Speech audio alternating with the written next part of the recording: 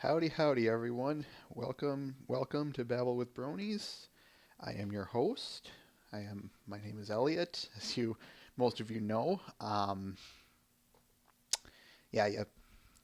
I took Rena Chan's advice and, well, got a headset. How is the sound quality, by the way?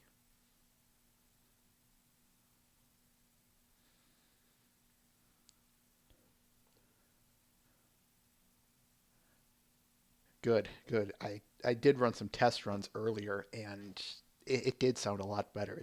I'm not screaming into the chat here. Good, good, good, good. All right, let's.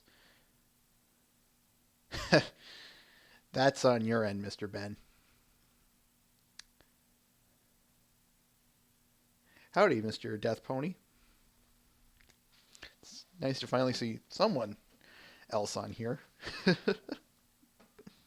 little quiet. Let me fix that. Any better? Testing, testing. 1, 2, 3. Testing.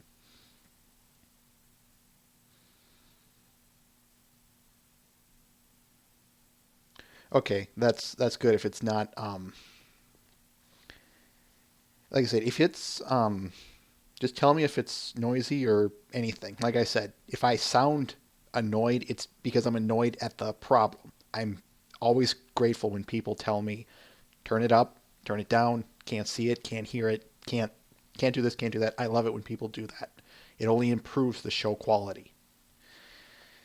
Anyway, let's get started. I want to start off with the most pertinent announcement this week gave us.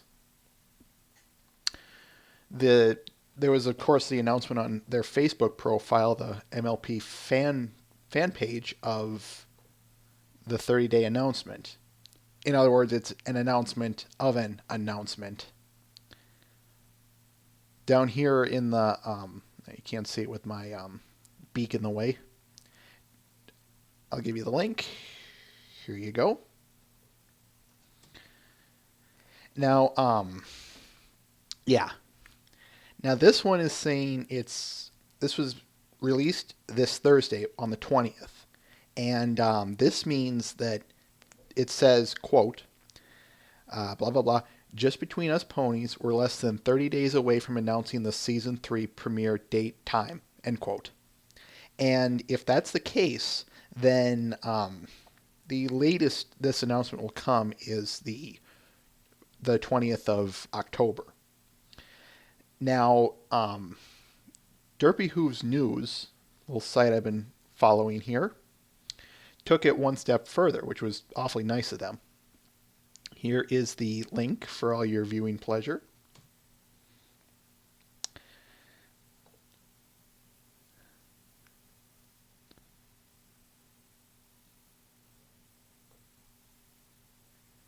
And they said, trying to square us up a little bit, I apologize for that. Quote, since the Crystal Empire DVD is set to be released December 4th, the premiere has to air before that date. Blah, blah, blah. Ergo, November 17th or possibly the 24th of November would be the worst case scenario for the Crystal Empire Part 1, which I think it's safe being a two-parter to assume that it's the series intro. So, yeah, Mr. Ben, you're spot on there. The premiere will most likely be late October, early November. Yeah, but Death Pony, only two of them are from season 3. If I recall right, the episodes are. I can't even remember what the episodes are. I apologize, but they're all from. Only the Crystal Empire Part 1 and 2 are from season 3. So what Derpy Who's News has been saying is still accurate.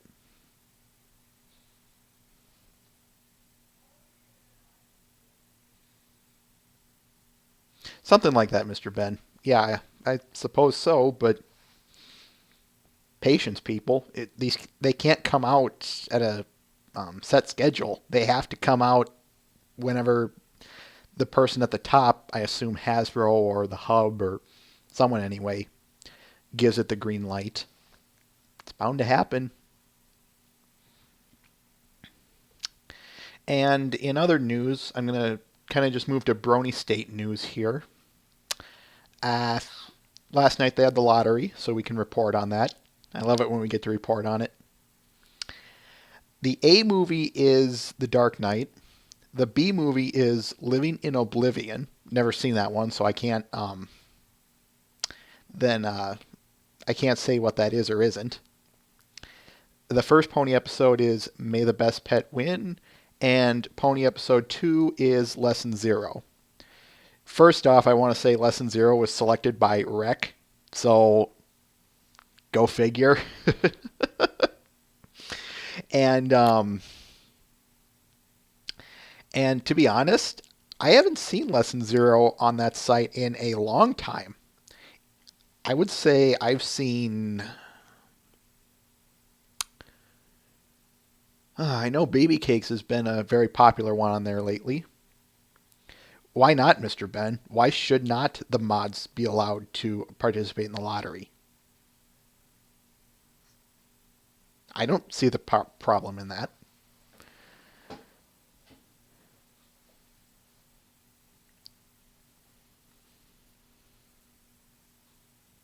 Given it's a random generator.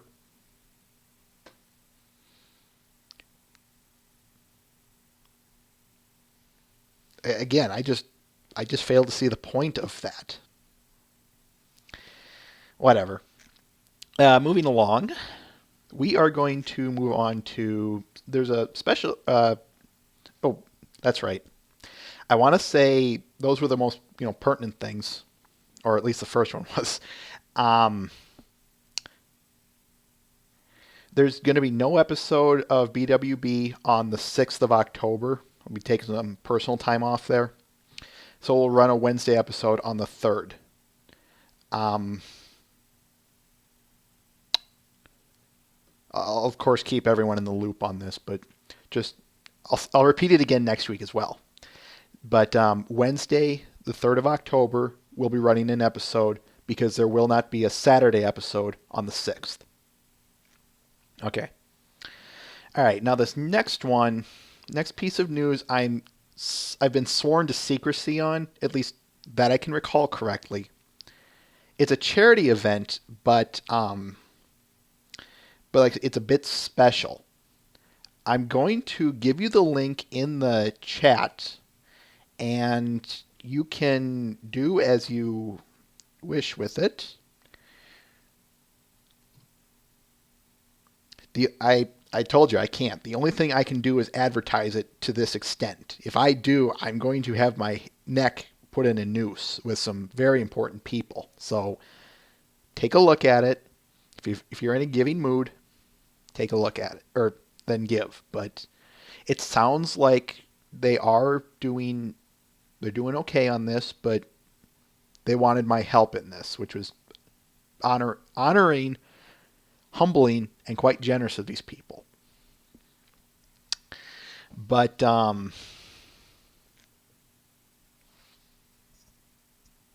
mic piece a little bit. But check it out, and check it out. And lastly, before we move into art, that was it. Sometimes it amazes me how much or how little content we have some days. We're going to move right into art. I kind of want to get the art done with because we had some amazing pieces this week. But where to start? Where to start? Why don't we just move down the list, shall we? First up on the list, we have two of them by Citra. Yes, follow the link. This is Pinky Paint. And of course, the link. Once again, he just shows us his strong hand of his amazing artistry. I love how it's just a colorful explosion. That's the best way I describe this one. It's just boom, boom, boom. Mr. Ben, good one. Is it anything like Mario Paint? You tell me. That's the best I'm going to give on that respect. But Pinky Paint. He says from the quote, it's available as a T-shirt on We Love Fine. So if you like his stuff, and if you recall from his interview, he has a lot of his stuff go on We Love Fine. So if you buy his shirts, give it a look.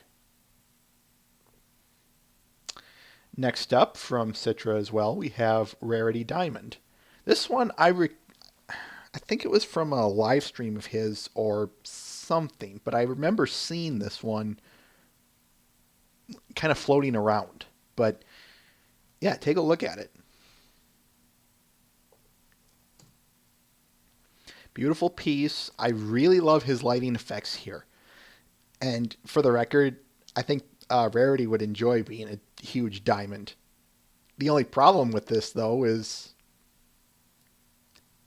how could she sell herself? Or I walked into that one. The point is, she's very valuable, but how does she pull that value out of it?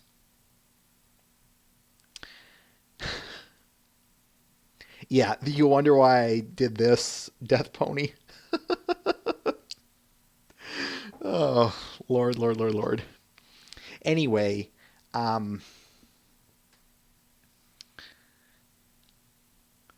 yeah, there you go, Mr. Ben. I think he said, yeah, it's available as a print and tee. Crystal ponies, what do you guys think of those? Or at least, how do they work? Are they just a giant living diamond? Or is their body, like, hardened on the outside? Or do they just sparkle? What do you guys think?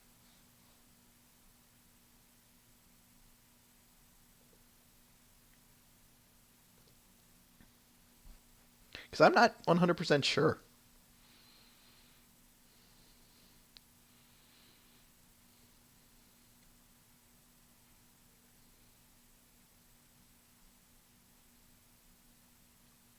Okay, that's not a bad interpretation, Mr. Ben. Well, we both know it's some kind of advertisement, Death Pony.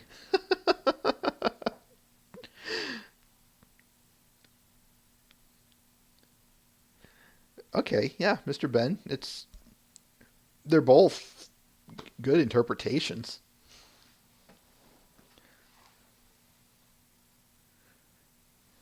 All right, let's move along. Next one is by yeah, I'll go to the comic. This one is Zip It by Toxic Mario. This one to me is one of his funnier ones that he's done in a long time. Now, don't misquote me on that. I always chuckle a little bit at his, but or if they're supposed to be funny, but this one this one had me genuinely laughing pretty hard. There's minimum voicing in this one, Mr. Ben, much to your disappointment in that respect. And then I said, "Oatmeal, are you crazy?"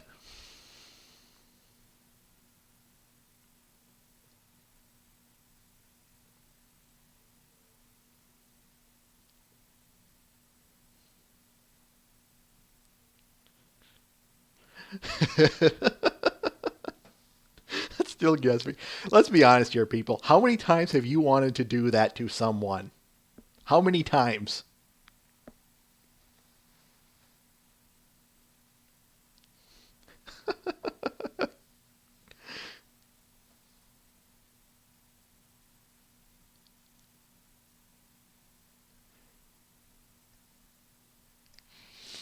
I'm with you on that one, Mr. Ben. I really am. Oh, before I forget,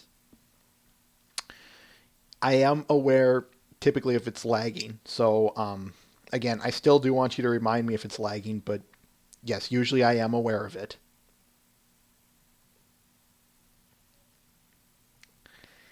Now, these next ones, we'll go with this next one. This one is by one of our audience members. Hard to guess who. The Ride to Conquer by Death Pony. Trying to center this up a little bit. Sorry, we're going to have to go with this size, folks, but here is the link.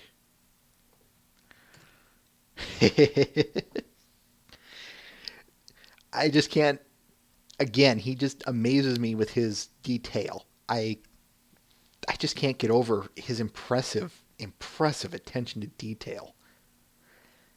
Though I can never get over when I look at this picture specifically. I just can't get over the fact that Andrea is going to be going, "I'm riding a pony. I'm riding a pony. I'm riding a pony." Can you blame her, folks?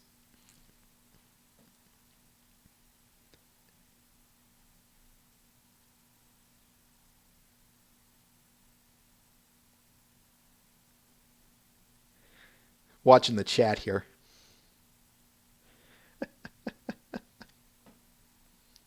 Now, Mr. Death Pony, you said you got her permission to draw this, or if anything, to draw her. That wasn't a double entendre, Mr. Ben. Okay, yeah. She seems to be a fan of your work, and it's not hard to see why. I mean, look at me.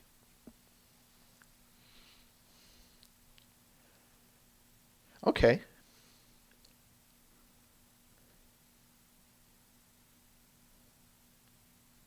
that's excellent. That is,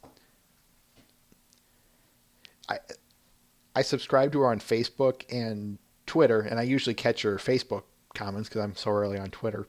But anyway, I'm always she's always mentioning your work, and she's always so not only grateful but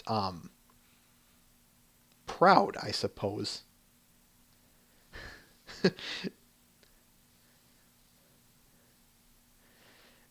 And I mean, what an honor.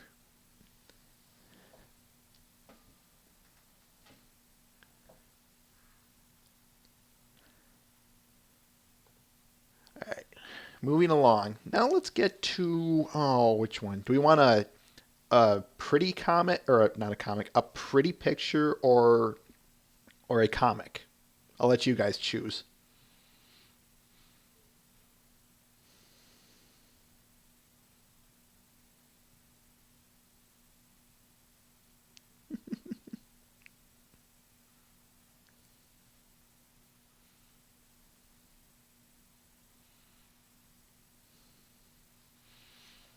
I'll take the what you said, Mr. Ben, the comic. All right. This one goes out to all of those who play Team Fortress 2.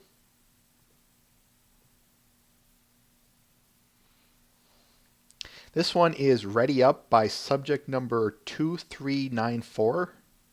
Yeah, 2394. Here we go. And yes, I am actually really good at voice acting the characters in Team Fortress 2. So here we go. Sound off if you're ready. Go, go, go! Oof, oof. Pony up, boys.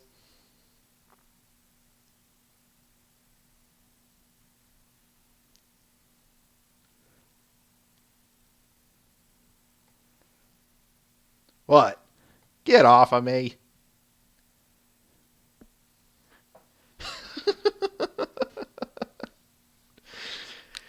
Like I said, anyone who plays Team Fortress 2 and you hear, especially play Man versus Machine, anyone who's playing the engineer, you'll often hear this. And subject number 2394, you're not the only one who thinks that. Because pony up, boys.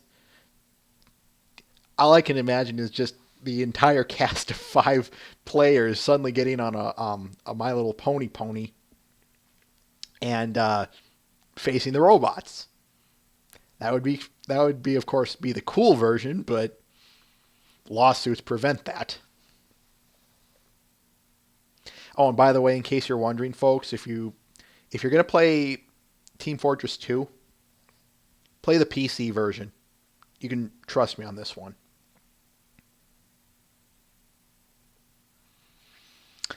All right, now we are.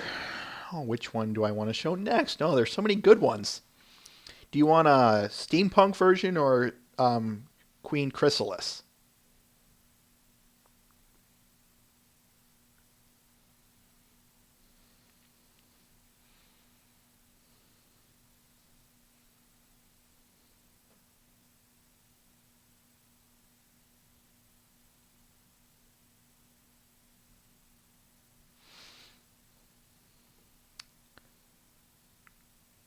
Okay, fair enough. Why don't we? I'll save some of the steampunk for later. We'll go with the Chrysalis picture. Actually, yeah, I'll do this first, though. We'll come back to that topic in a bit, Mr. Ben, but for now, this is the True Queen of Equestria.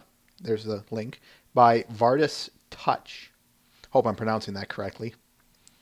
You've probably seen this one during the week. I know it's been posted over, and why it's taking so slow to load, I have no clue. There we go. Anyway, just absolutely gorgeous piece right here. I love her shimmering effects. This looks like it was ripped from a holofoil card, people. I like it that much.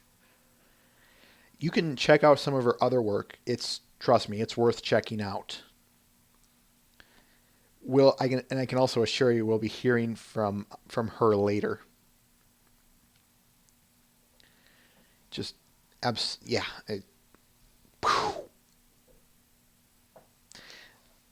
Hello, Linset. I hope I'm pronouncing that correctly.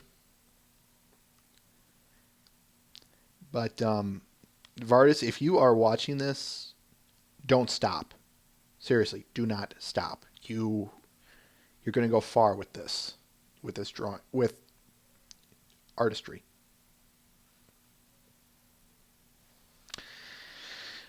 And one more from our good friend Vifex. Again, if I'm pronouncing that incorrectly, I apologize in advance. This is a commission piece, but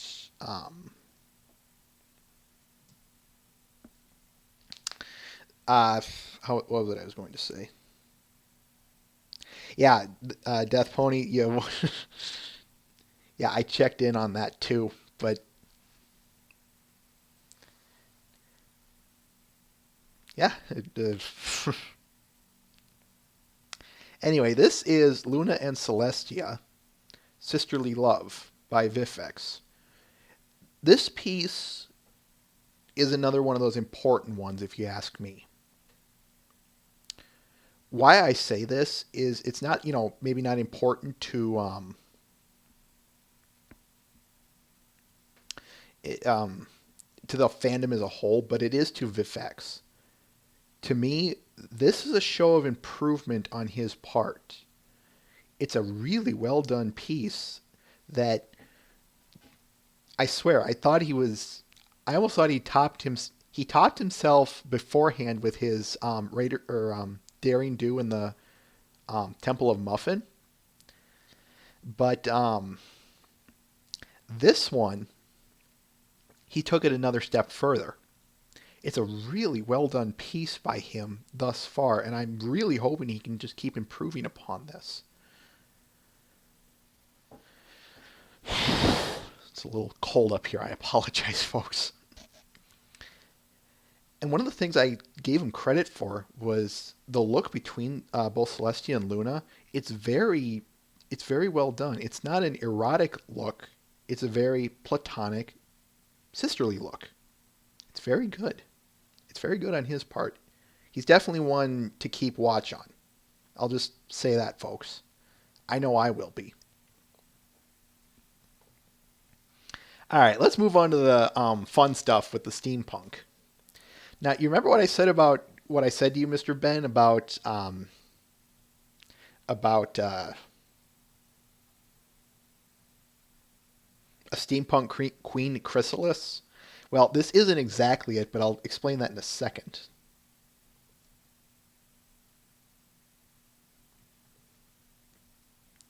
This next one is called Das Parfum. I hope I'm pronouncing that correctly. I don't speak a lick of German, but I do know that English and German have a common language ancestry. This is Das Parfum by Nasty Lady. She drew Roseluck as a perfumer, someone who makes a perfume. What I really like about this is the coloring on this. Now, I do agree with her that Rose is a very, she's one of the prettier ponies in the series. Thank you, Mr. Death Pony. Anyway, her coloring is very pretty, and if you ask me, this piece right here only basically highlights that. Nasty Lady is very good at highlighting this kind of stuff, the coloring. And why did I say hold off on that Queen Chrysalis steampunk one? Because if you check Nasty Lady's profile, she has an entire collection of steampunk ponies. So if either just really good artistry or steampunk ponies are your thing, check her out. You will not be disappointed. And, well, I have a hard time believing this is the last we will ever see of her.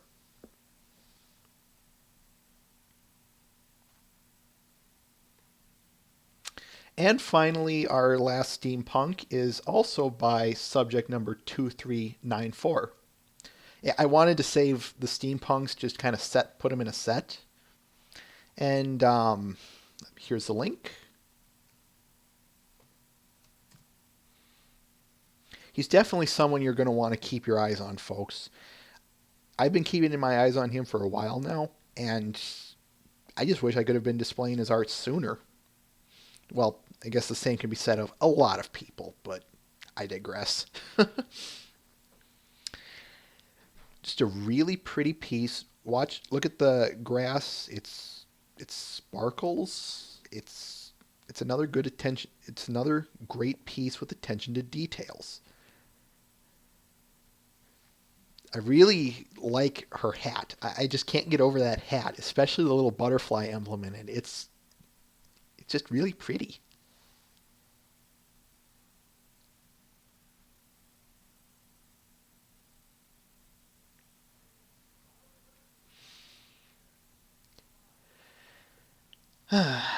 And finally, we've got a few videos here, and we also have one on two of them by,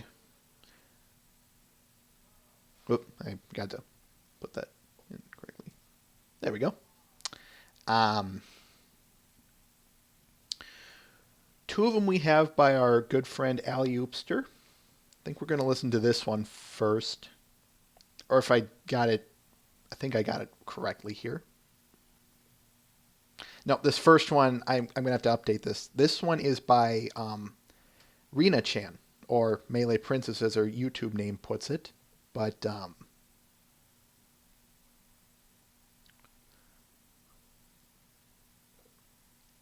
this one is Carrot Top's Picnic.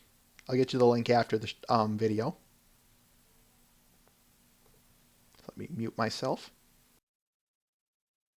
I like freshy, so uncouth.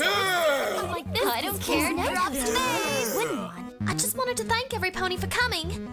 It's such a nice day, and the food looks really delicious. Just step aside, honey. It's all nice and stuff, but y'all forgot something. But don't worry, I'm gonna shave the day. Cause I brought the booze. The fun has been doubled.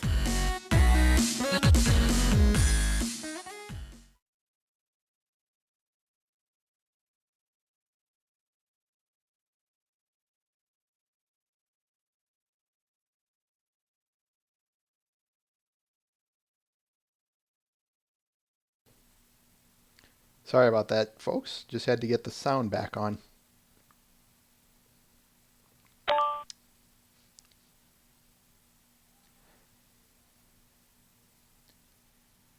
Okay. That wasn't a very noisy video. I will say that right off the bat. But did everyone else hear the video okay?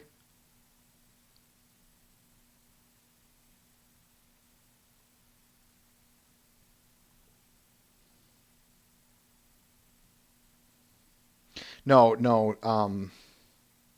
Ali Oopster was in this one as well.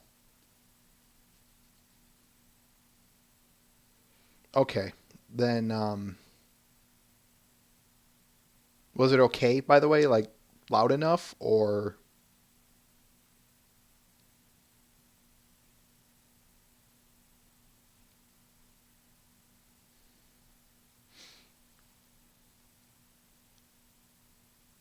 Okay. Okay, good, good, good, good. Then Linsett, it was probably on your end if you can't hear anything.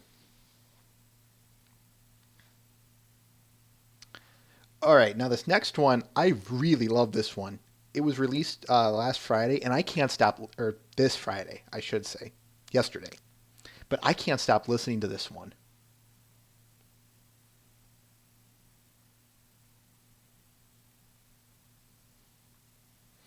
Before we get to that, I just noticed your comment there, Death Pony. Why am I not surprised? But the exact same time, or just we just happen to coincide at some point.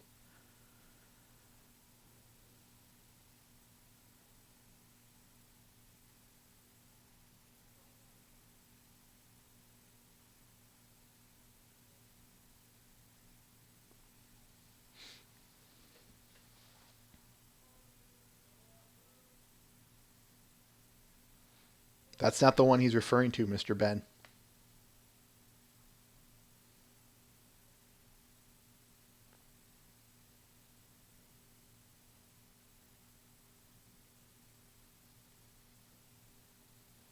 Reread his comment. Well, I will say, Death Pony, and to everyone, the reason we broadcast at this time is because this is the only time that works for me. And do I wish I have... last post I made, Death Pony, to EQD was the Citra interview 2 weeks ago. The week after, when I interviewed Scoot, Rena, and Ali Oopster, it never got through. I'm assuming it just got lost in the mail. And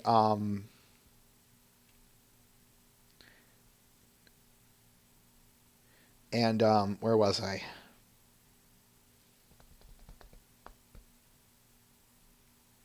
And the last one I never got sent in for some reasons I'm not going to get into. But most of it just being I forgot, because it's not been a pretty week for me. Anyway, even if I do, it has advertising on EQD has not brought in any publicity. Or at least thus far, I should say. But I think, in all honesty, it's doing this kind of stuff, going to artists and video streamers. And, yeah, well, kind of, Mr. Ben, but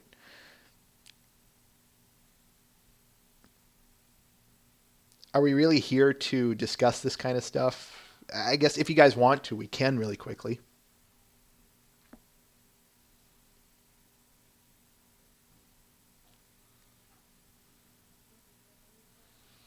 I thought so. The only thing I will say on this matter is we do advertise pretty heavily. And like I've said in no, don't worry, Mr. Death Pony. We derailing on this show is not a bad thing. As a matter of fact, as I always say, I openly encourage it. But the only thing I will say is, yes, we do advertise pretty heavily. I'm just guessing. I'm guessing it's just not a popular show. So it does beg the question, why am I still here? But we're not going to delve into that realm of insanity. Anyway, let's move on to this last one by Ali Oopster. As I said earlier, I've been listening to this song at least once a day and more since it came out. This is Ali Oopster's Her Only Fear. Oh, faff. By the way, I don't think I gave you Carrot Top's picnic. Let me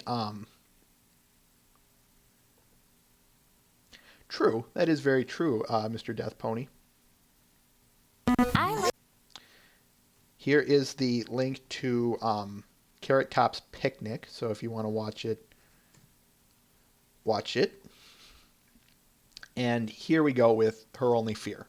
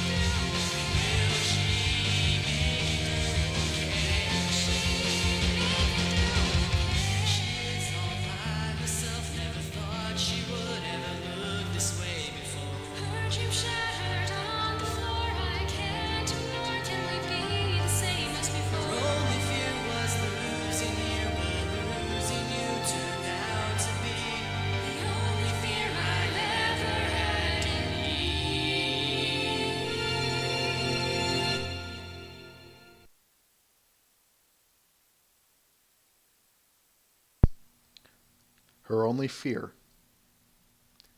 Here is the link. Ugh, wrong one. There we go.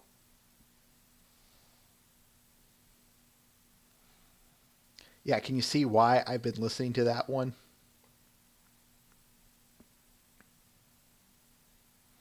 And last on our list, Mr. Ben. Oh, Lord. The Secret War of Lisa Simpson. Look up the gun range scene, people. You will laugh. Anyway, this next one is by Jeff Burgess. Again, I hope I'm pronouncing his name correctly. Called Beyond the Rainbow.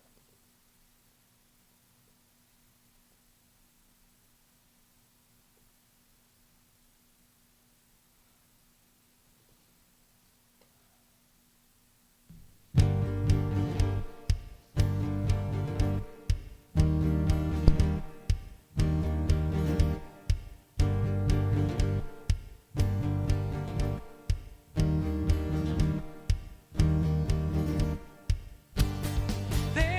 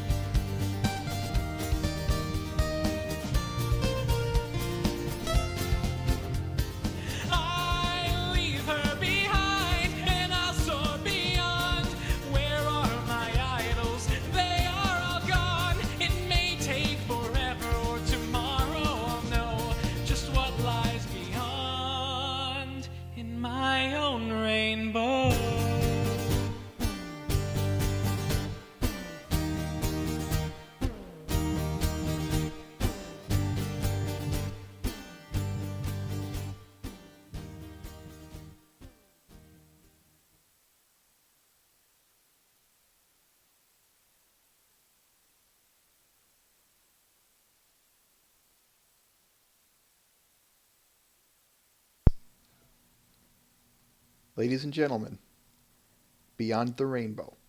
Now, I got a bit of a special treat for you here.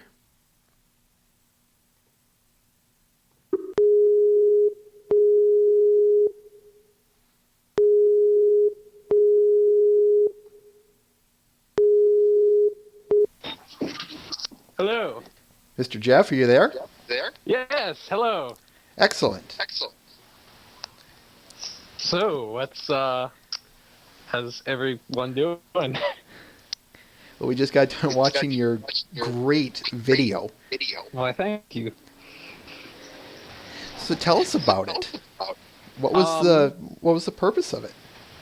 Well, I suppose I was a bit discontented with the lyrical quality of the songs out there about Scootaloo. You know, the thing where it's like, hey, you might call me a chicken, but I'm not that scared, sort of thing. So I was like, well, I don't have a song about Scootaloo, so I might as well write one with some lyrics that are a bit deeper than just scratching the surface. Nice. So, what was the purpose of the title? Well, Beyond the Rainbow is basically because the character has an affinity for Rainbow Dash. Basically, what it means is the Scootaloo basically looks, if she wants to find herself, especially with the recent development that she may be kind of alluded to as a cripple when it comes to flying. Basically, Beyond the Rainbow is the fact that she needs to look beyond Rainbow Dash as an idol if she wants to really find who she is. Very, very nice. Now you said, go ahead. What were you asking? Oh, I thought you said something. It must have been an echo or something. I don't have the best call quality at the moment, unfortunately. What was it I was going to ask? Oh, so you hear a lot of, this is a very upbeat song. Mm-hmm.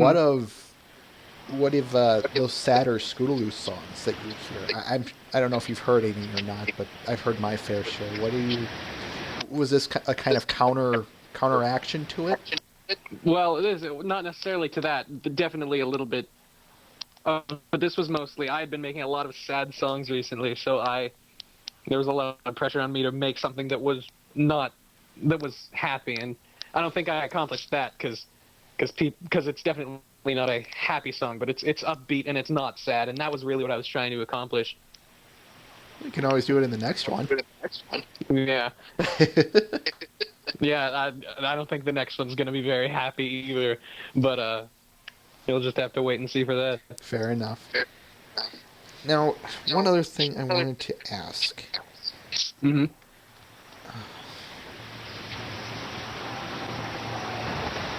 Can't remember it. I apologize. Audience, do you have any questions? Yeah. Tell the audience. I told them.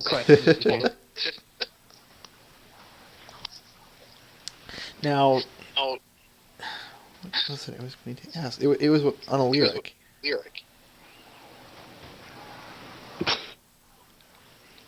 Darn it. Oh, that was it. How proud of you are you of this? Okay.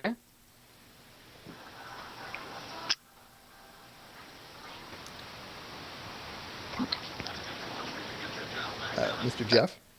Yes? I said, how proud of this song are you? Oh, of this song specifically. Mm-hmm. I thought you were gonna ask about a specific part of it.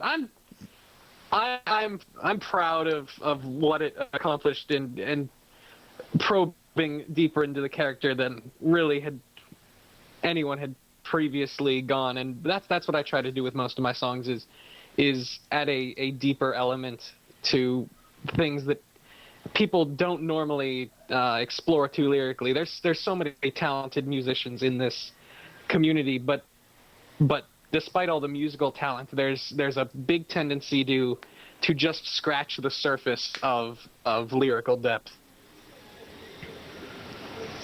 We have a question. Okay. What guitar were you using there? Oh, it's an Ibanez acoustic electric, and I wish I had the model number for you, but I don't. It's not anything fancy, so. But it's really just a very standard Ibanez acoustic guitar. To make it sound more full, I recorded the guitar part twice, once in the left channel and once in the right channel, playing at a different location on the across the fretboard and the sound hole to give one more air towards bass and one more air towards treble. Nice. Nice. It works wonderfully. Thank you. Who's your favorite pony? Who is my favorite pony? I relate most to Rarity, but my favorite is gonna have to be Twilight Sparkle. Very nice. Very nice. She's so purple. Well, Mr. Jeff, thank you. Thank you very much for not only letting us be able to use it on the show here, but for calling in. Yeah, thank you for letting me come on. It's been great. Thank you. With that, audience, any more questions?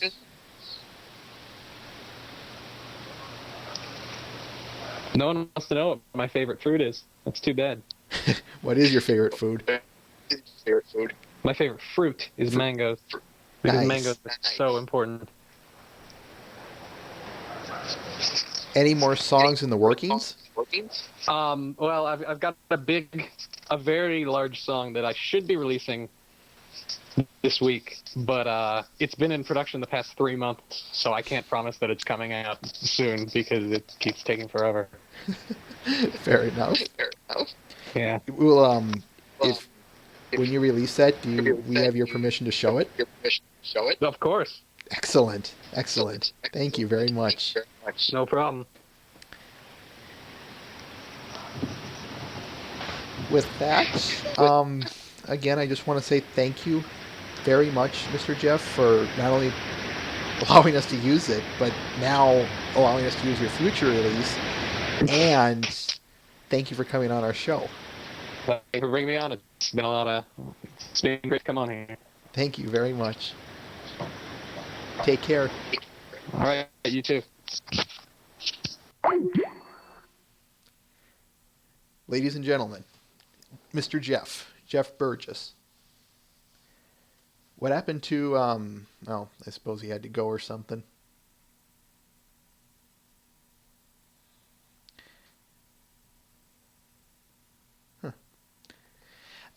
Yeah, I don't know if I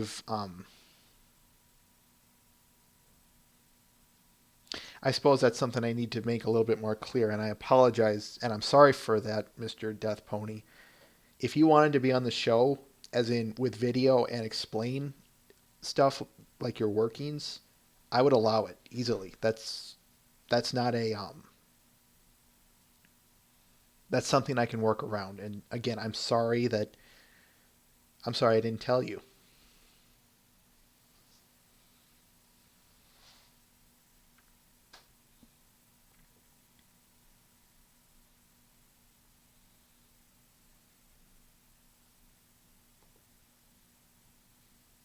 To an extent, Mr. Ben.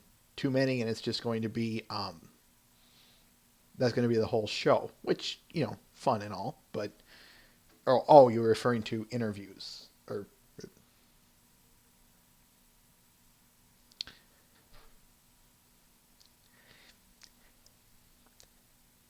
thank you, Mr. Death Pony. I thank you.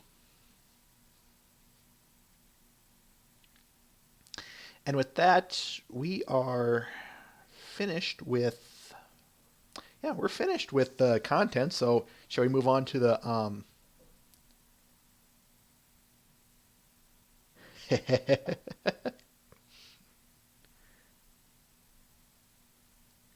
patience, Mr. Ben, patience.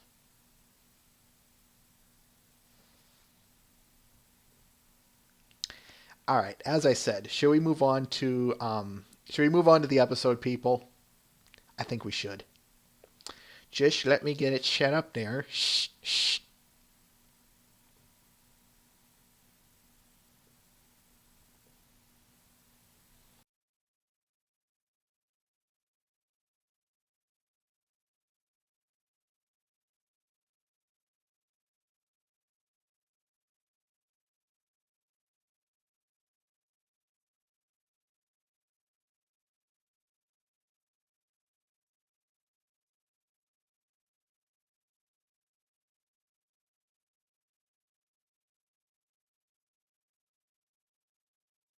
Twilight! You can do it! Okay, here goes.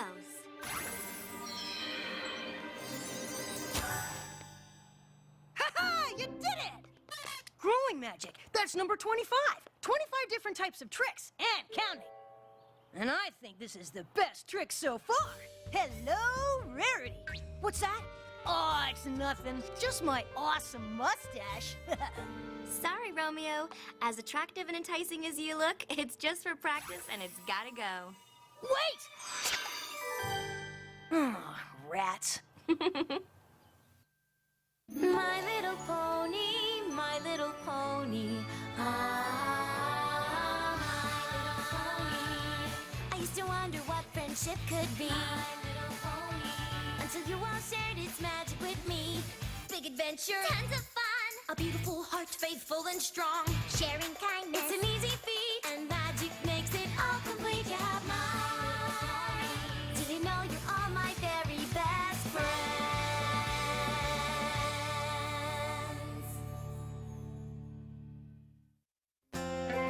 25, Twilight. 25 different kinds of tricks and counting. I thought unicorns were only supposed to have a little magic that matches their special talents. True, for ponies whose talents are for things like cooking or singing or math. But what if a unicorn's special talent is magic? Like you, Twilight, and you know a ton of magic. Oh, Spike, stop. I'm sure there are lots of ponies right here in Ponyville that know just as much magic as me. Are you kidding? I don't think there's another unicorn in all of Equestria with your kind of ability, Twilight. Gateway coming through! Snips! Snails! What's going on?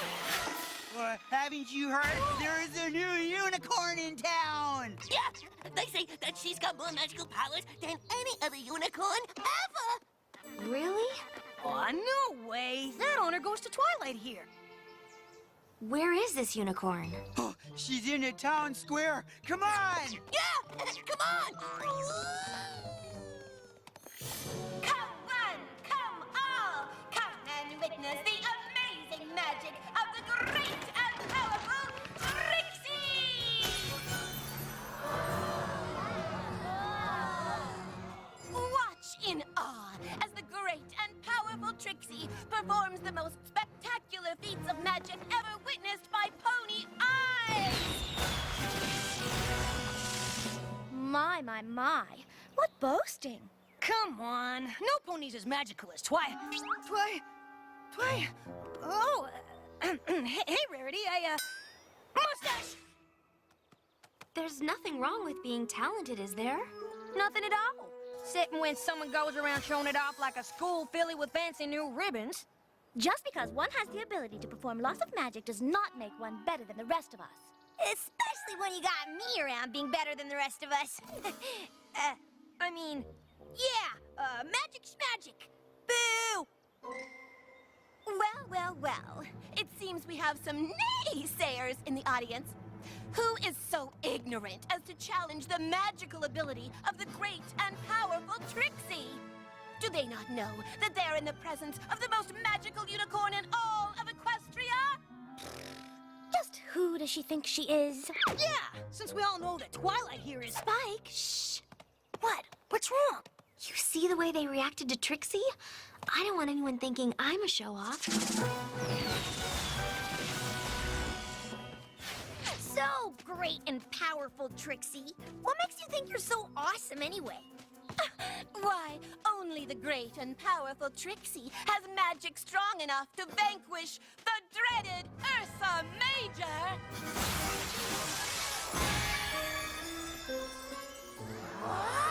No way! When all hope was lost, the ponies of Hoofington had no one to turn to, but the great and powerful Trixie stepped in and with her awesome magic vanquished the Ursa Major and sent it back to its cave deep within the ever-free forest. Oh, sweet! That settles it! Trixie truly is the most talented, most magical, most awesome unicorn in Ponyville. No, in all of Equestria! How do you know? You didn't see it? And besides, It's true, my enthusiastic little admirers. Trixie is most certainly the best in Ponyville. Really, the great and powerful Trixie? Well then, I hereby challenge you, Pony Villians. Anything you can do, I can do better. Any takers? Anyone? Or is Trixie destined to be the greatest equine who has ever lived? Please! She's unbearable! You gotta show her! You just gotta! There's no way I'm gonna use my magic now, Spike. Especially since... How about you? Well, how about it, Is there anything you can do that the great and powerful Trixie can't? Well, little hayseed. That's it! I can't stand for no more of this! You show her, AJ! Can your magical powers do this?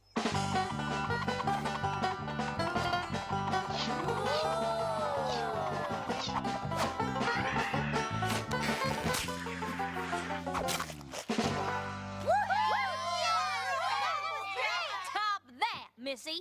Oh, ye of little talent, watch and be amazed at the magic of Trixie.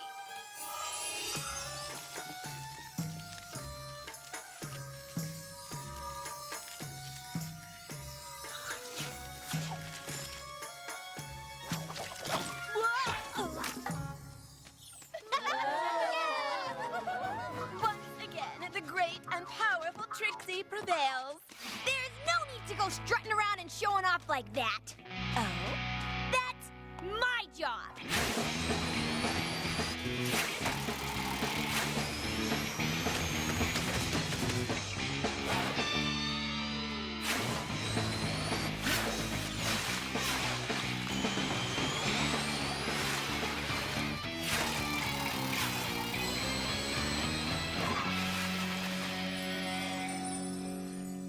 They don't call me Rainbow and Dash for nothing. When Trixie is through, the only thing they'll call you is loser.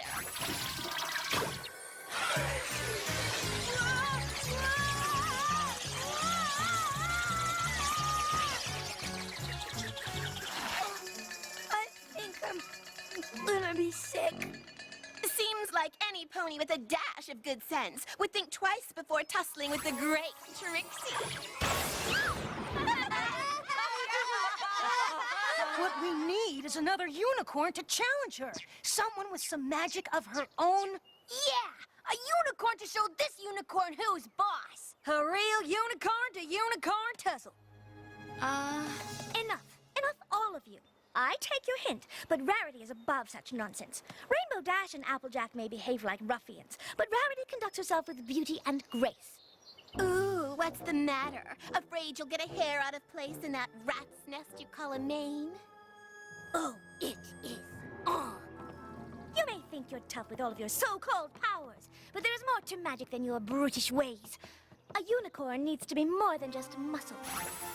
A unicorn needs to have style. A unicorn's not a unicorn without grace and beauty. Rarity won't let Trixie get the best of her. She's strong, she's beautiful, she's... Quick! I need a mirror! Get me a mirror! What did she do to my hair? I know she did something terrible to my hair! Nothing. It's fine. It's gorgeous. It's green. What? No! Green hair! Not green hair! Oh, such an awful, awful color! Well, I never.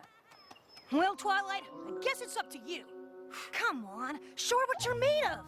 What do you mean? I'm nothing special. Yes, you are. You're better than her. I'm not better than anyone. You think you're better than the great and powerful Trixie? You think you have more magical talent? Well, come on. Show Trixie what you've got. Show us all. Who, me? I'm just your run-of-the-mill citizen of Ponyville. No powerful magic here. I think I hear my laundry calling. Sorry, gotta go. Twilight? Once again, the great and powerful Trixie has proven herself to be the most amazing unicorn in all of Equestria. Was there ever any doubt?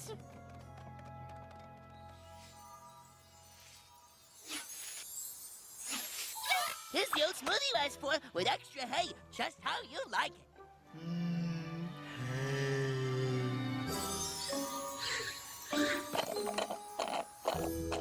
Yes.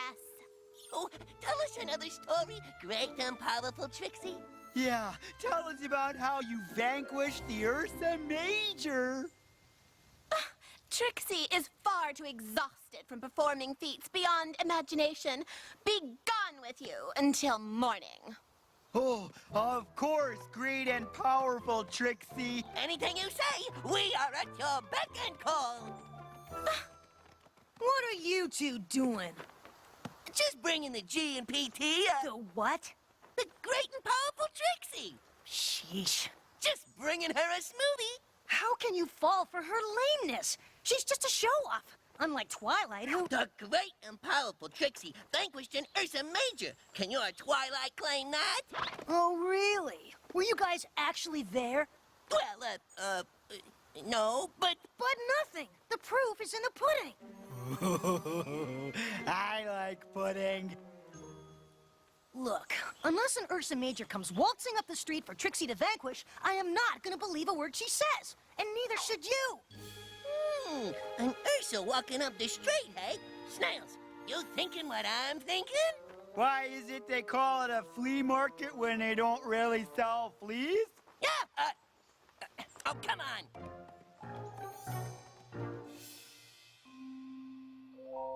Twilight, won't you put down that book and just listen to me?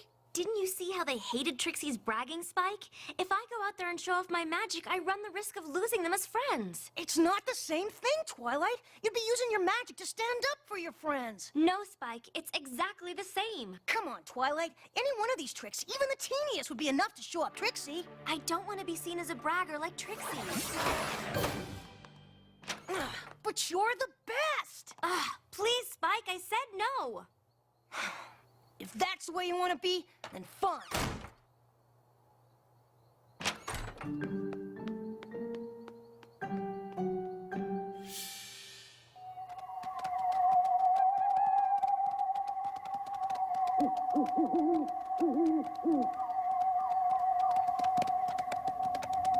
Oh, how are we gonna find an Ursa Major when I can't even see my own hoof in front of my face? Hold on.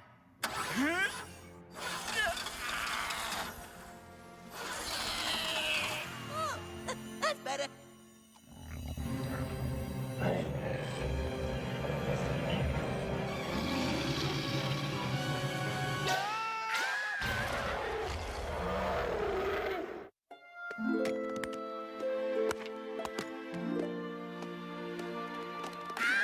Hey, guys. Where are you going? Get up now! Got a major problem. Yeah, Ursa Major to be exact!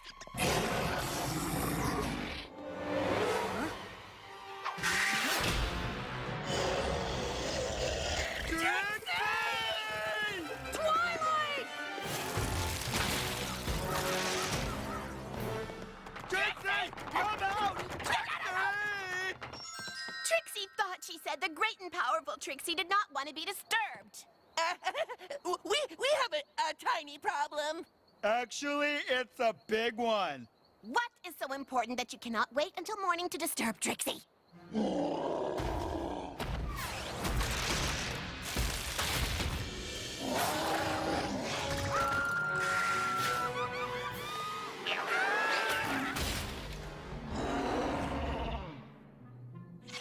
Twilight, you've got to come! Quick! I've already told you, Spike, I don't want to show up Trixie. No, you don't understand. Is that what I think it is? Majorly. Great and powerful Trixie, you've got to vanquish the Ursa. Yeah, vanquish so we can watch. It took a lot of trouble to get that thing here. Wait! You brought this here? Are you out of your little pony minds? But you're the great and powerful Trixie. Now remember, you defeated an Ursa Major. Okay. Stand back.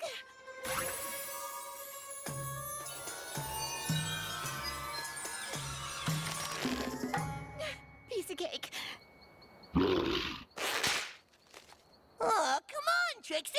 Stop goofing around and vanquish it, eh?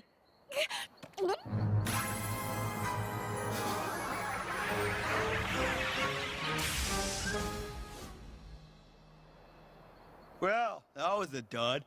Yeah, come on. Where's all the cool explosions and smoke and stuff like earlier, you know?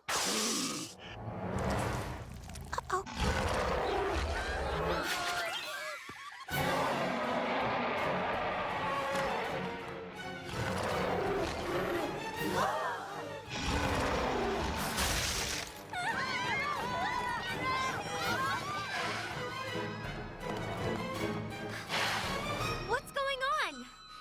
We brought an Ursa to town. You what?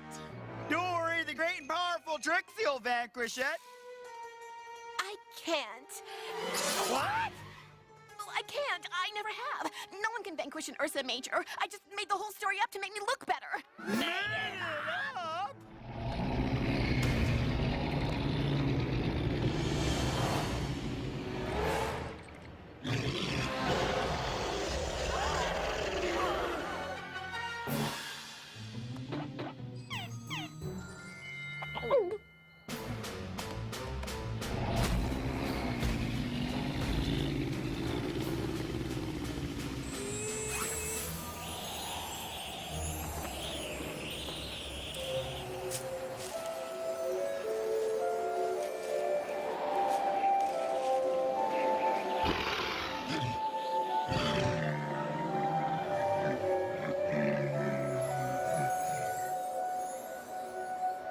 Nice use of number 16.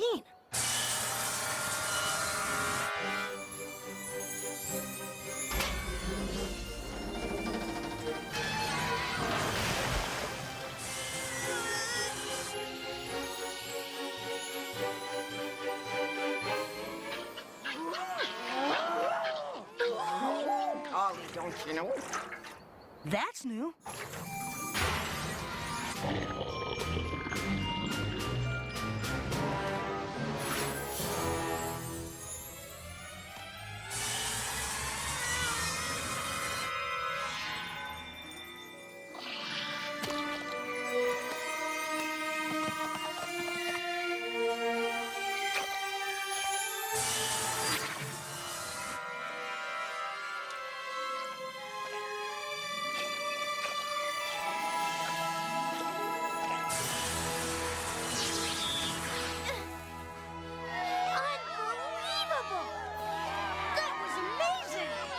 Heavens to Betsy! We knew you had ability, but not that much.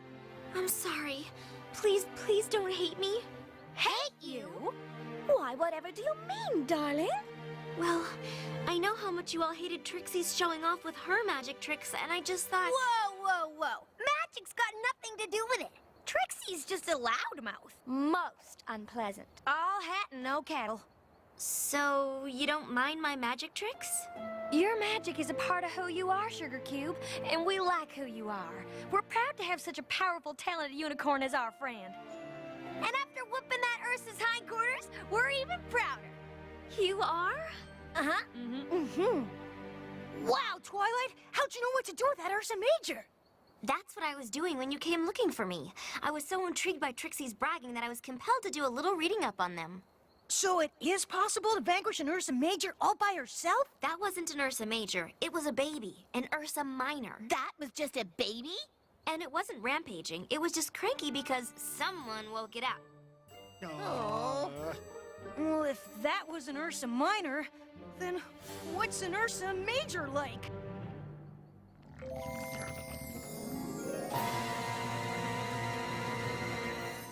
You don't want to know. You may have vanquished an Ursa Minor, but you will never have the amazing, show-stopping ability of the great and powerful Trixie! Why, that little... Just let her go. Maybe someday she'll learn her lesson. Now, about you two. Well, we're sorry that we woke up the Ursa Minor. We just wanted to see some awesome magic. Yeah, and the way you vanquished that Ursa Minor was awesome! We deserve whatever punishment you give us. For starters, you can clean up this mess. And what do you think, Spike? Should I give them number 25? Oh, 25, yes.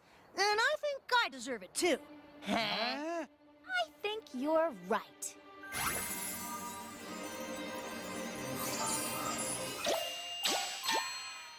Sweet!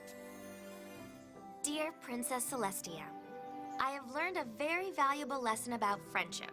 I was so afraid of being thought of as a show-off that I was hiding a part of who I am.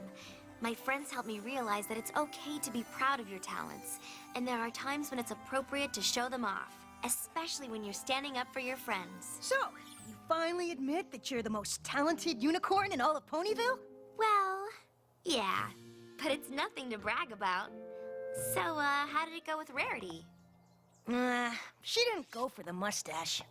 You know, Spike, that mustache has nothing to do with who you really are. Maybe you should just try being yourself. Or maybe the mustache wasn't enough. Maybe if I had a mustache and a beard. Oh, not this again. Okay, imagine me with a nice long Fu Manchu type beard. Or maybe a goatee.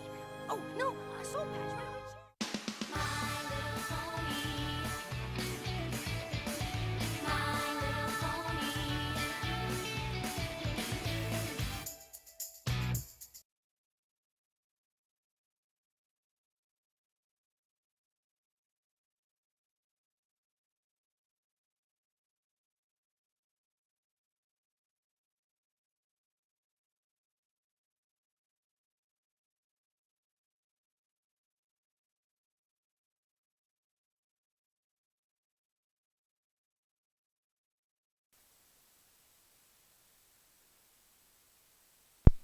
Ladies and gentlemen, Boast Busters.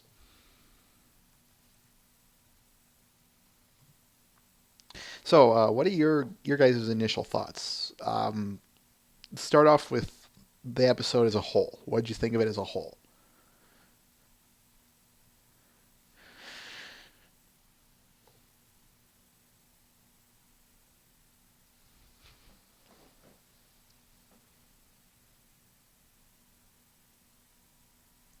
Agreed, Mr. Ben.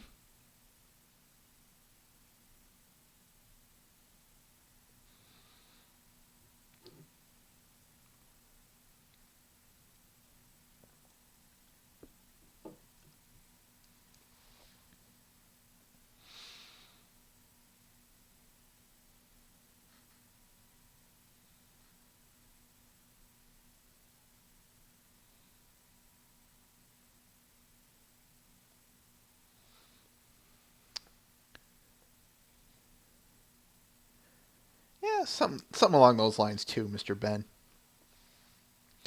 Overall, I'm just gonna kind of start off with some trivia and trivial things and little things. First off, did you know that Trixie was supposed to be a cult? Yeah, I'm dead serious about this. But the writer Chris Savino changed it to the final product, and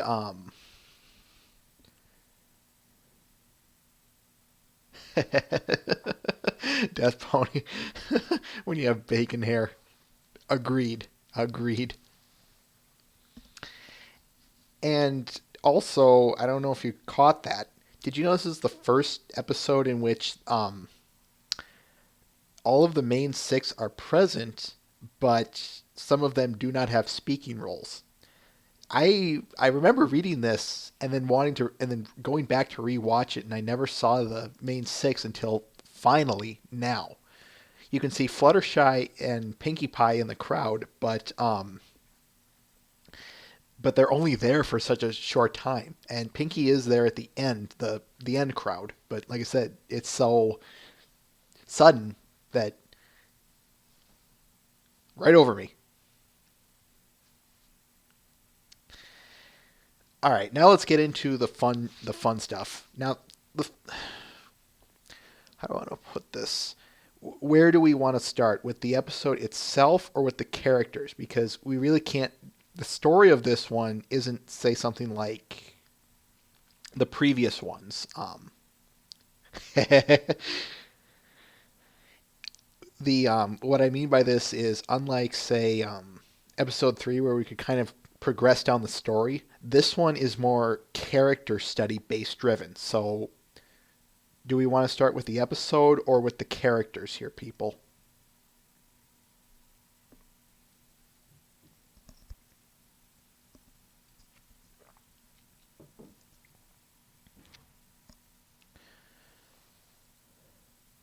Okay.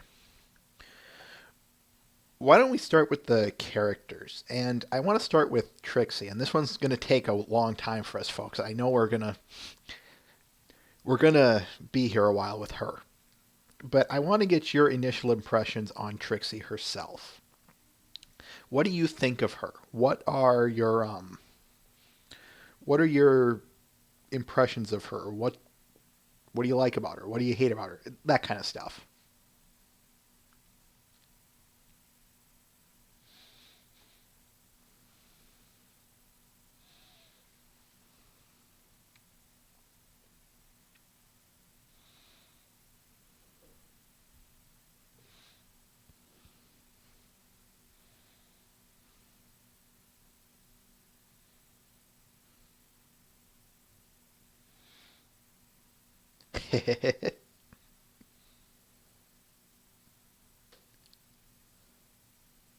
She's definitely speaking in the third person all the time.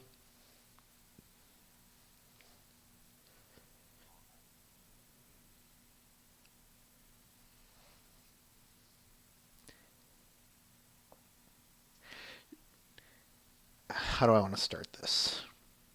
She is definitely, without a doubt, one of the most unique characters this show has brought on.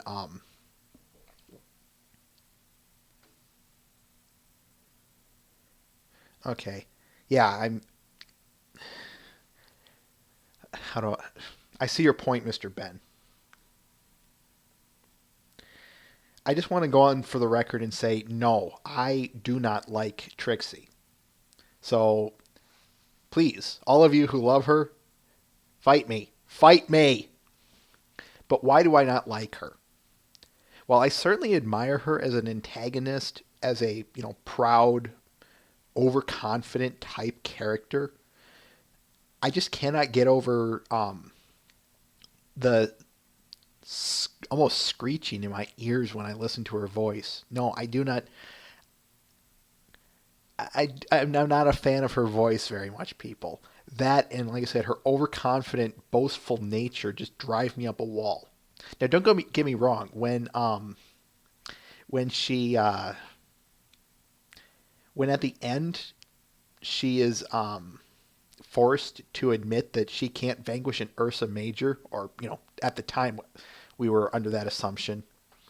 It's I almost find it extremely poetic, almost beautifully put, that the very thing she claims to be able to defeat, her and her alone, is the very same thing that walks right up to her front step, almost literally, and she's then forced to be called out on her bluff. It's really good writing. I like that kind of stuff. Please, Mr. Ben, you act surprised. What were some other things I wrote?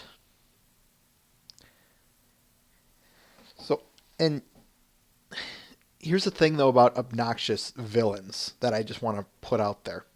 This show does put some other obnoxious villains in here, especially some minor ones, but I feel those guys are done a little bit better. Like Flim and Flam, for instance.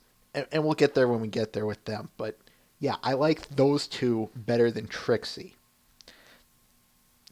Another thing that I just want to bring up about that is the sole fact that it's just too much. I think Flim and Flam did it right in terms of obnoxiousness. Trixie is just overdone. But that's just my humble opinion. Now, I do want to ask, what do you guys think of her for season 3?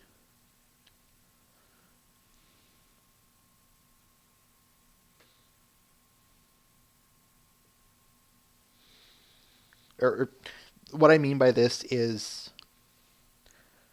she's been confirmed for season 3.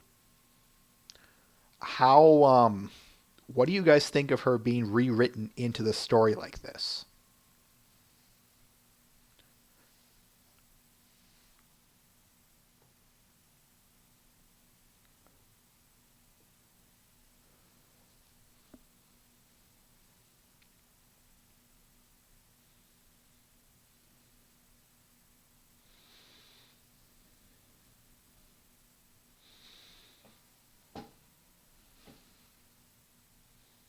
Okay, Mr. Ben.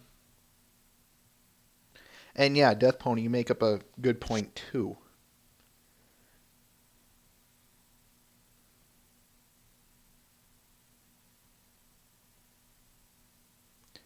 One of the things that I've been speculating on ever since they confirmed that, and actually it was kind of just a story idea I've been having buzzed around in my head for a while, and I know I've told it on here before, but I'll tell it anyway. One of the things that I have seen in terms of potential with Trixie is I did some research and someone once said, yeah, they did officially confirm that you can search it. You can search it on EQD Death Pony. I use that to confirm it, and you can probably use any other kind of either search engine or pony-related search engine in particular and find it. It was, if I recall right, it was confirmed at this year's BronyCon, but don't quote me on that. One of the things I did when I was researching this is I noticed someone said Trixie, it can be thought of as the anti-Twilight, essentially a Link, Dark Link, or Dr. Master kind of relationship. I love those kinds of villainries. It's because it's not, say, just some run-of-the-mill villain. It's basically fighting yourself. That, I love that concept so much because what better a person to fight than your own self?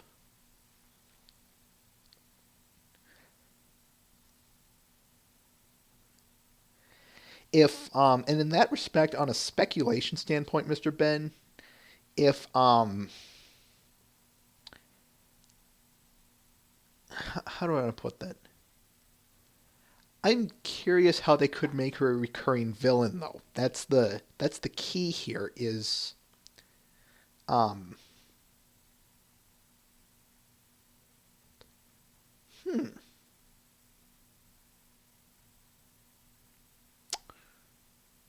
Okay. Well, no, you bring up a good point, Mr. Ben. The problem, though, with that is this isn't some story-based driven thing. This is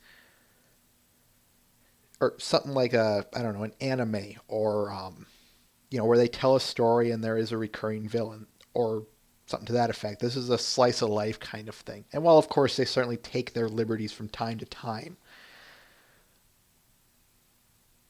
the problem with that is it's kind of just like, I suppose it would be following its own formula kind of thing. She'd appear, they'd beat her, end of story. Seen it once, seen it again, seen it third time, and so on. So that's kind of where I have a bit of a problem with that idea. However, there is one thing I do want to bring up. One thing that that crossed my mind is, while I certainly hear her returning in season 3.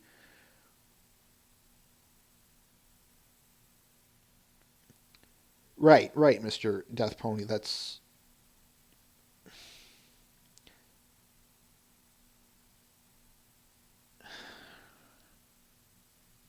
yeah, I still agree with you, but I'm just trying to think of how to follow up on that.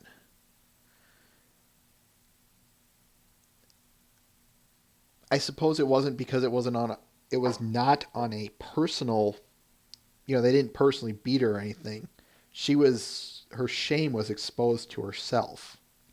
Yeah, you're right. And But I wouldn't be surprised if, given Trixie's personality of being over boastful, where is her anger going to turn? To Twilight in particular. And I wouldn't be surprised if it branches out to the main six, but this is why I've been speculating and had this story in my head for the longest time. I would not be surprised if Trixie, if, and I'm really hoping for this in when she comes back, it becomes a revenge redemption story. What would happen is Trixie would come back, challenge Twilight. Twilight would beat her in whatever it might be, whether it be. I hope it's some kind of. I really do hope it's a fight, like kind of fighting. But in the end, either Twilight will realize it's foolish to fight, and easier to and better to forgive, or of course she doesn't fight at all, and then just forgives her. And of course Trixie spends this whole time wondering, why won't you fight me? And then Twilight finally realizes or tells her something like, you know, yeah, it would have to be some sort of coercion in order to get her to fight. But even still, I still stand behind my point of Trixie, or she would tell her, it's foolish to fight. It's easier to forgive, and therefore I forgive you. No, I agree. I agree as well, Mr. Death Pony. It'll be interesting to see how this one plays out. But that's my hope, is that it becomes something like that. Here's the thing, though. Here's another question I propose to you.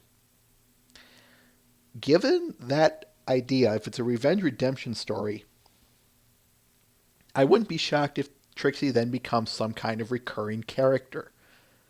Maybe even another main cast member. What are your thoughts on that?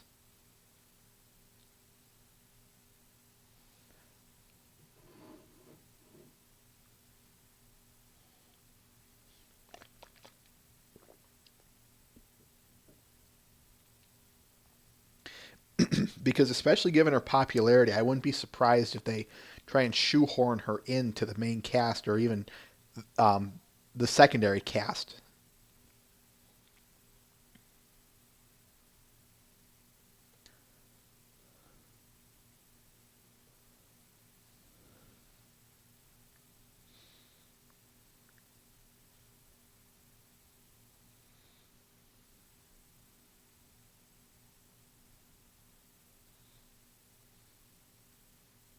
Okay.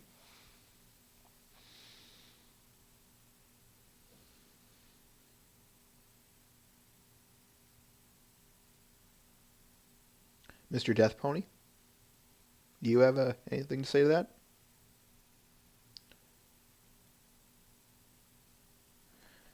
I would agree with that.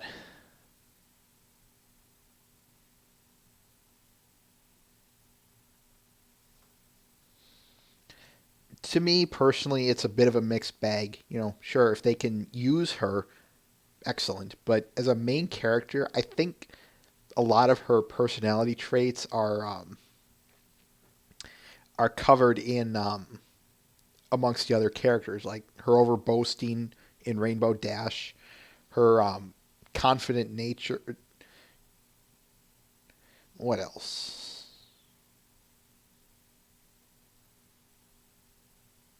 Yeah, yeah, Death. You nailed the. Yes, I agree with you on that as well.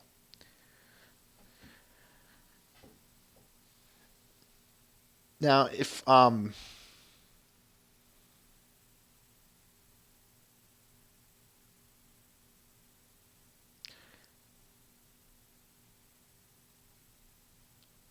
so, Mr. Ben?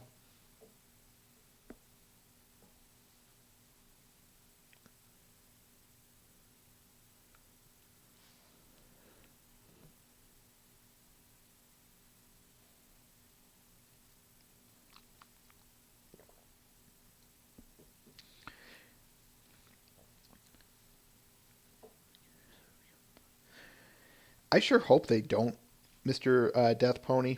And the reason behind that, unless of course they can do it good enough, but the last thing we need is style over substance. That's one of the things that I admire about this show is it's very substantial. So if they start doing that just for the sake of people will like this character.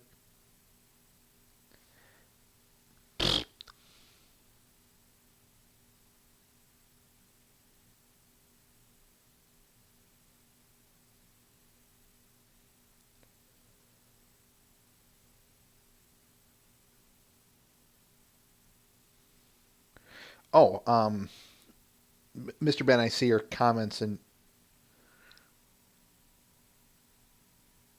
okay, yeah, you make good points. Mr. Death Pony, could you explain yourself a little further then? Okay, okay.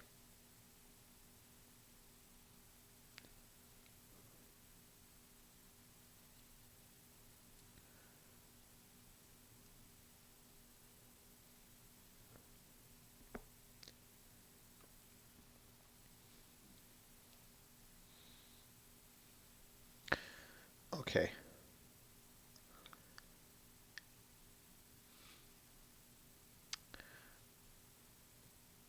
So, overall, yeah, I'm just going to kind of reiterate it. If they can do her right, I wouldn't hate her being wedged into the main cast. And heck, if they can work something out great in this season 3 return, excellent. But I hope they're doing it.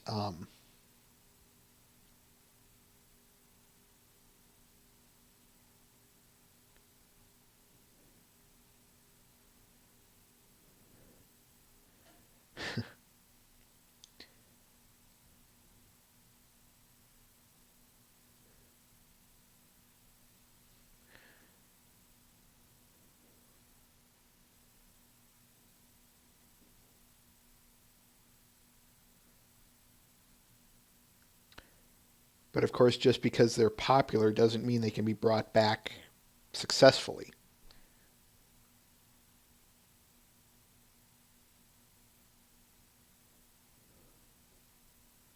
And while you're don't get me wrong, your argument holds water, Mr. Death Pony. But what I want to say is, I think it speaks volume that Trixie is being brought back.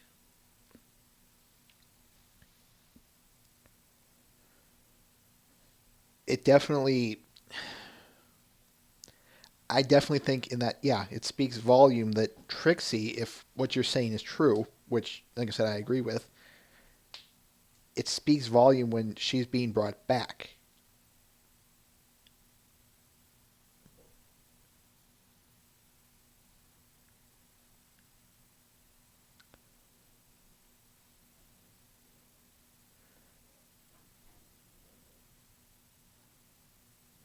If anything, of course, it should hopefully sell more toys for him. And now I want to talk about Snips and Snails. What do you guys have to say about them?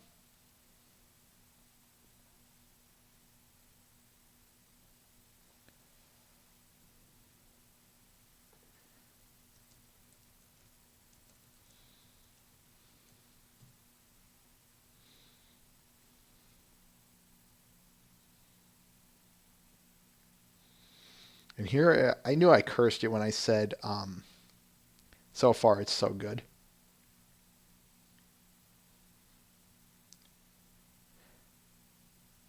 There we go. Yeah, I just said to myself, I knew I cursed it when I said, well, so far the video is going so good.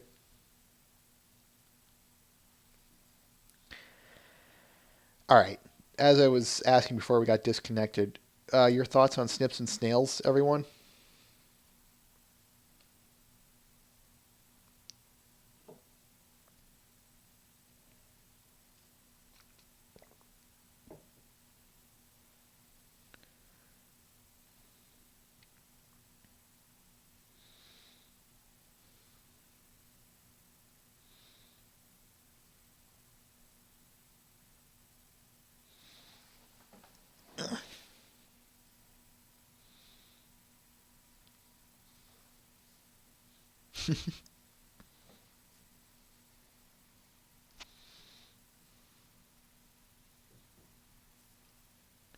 Fair enough. From both ends.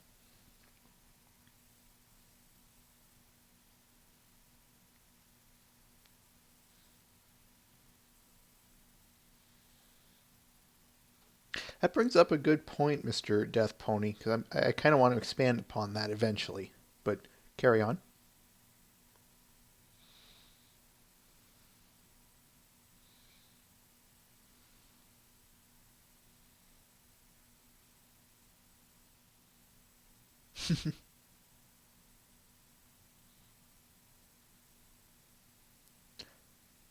Okay, fair enough. One of the things, if I may go off on a tangent here, folks, when I first heard their names, you want to know what came to my mind? There's an old nursery rhyme called What Are Little Boys Made Of? That goes, what are little boys made of? What are little boys made of? Snips, snails, and puppy dog tails. What are little boys made of? There's another bit of a tangent with this line. There is the Powerpuff Girls episode called The Rowdy Rough Boys. In it, the girls are forced to fight the male versions of themselves. It's literally the gender bent and the mirror image fighting episode. It's really one of the best. If you're looking for a good Powerpuff Girls episode to watch, go with that one, The Rowdy Rough Boys. And yes, I do, and I will always believe that Snips and Snails, the ponies, were carryovers from the Powerpuff Girls. I will always believe that, and I will always be saying, so where is Puppy Dog Tails, the pony? Overall, though, in this episode, at first, they were kind of annoying to me, but they've gotten better over time with me. And to be fair, even more fair, they get better treatment in season 2, despite no,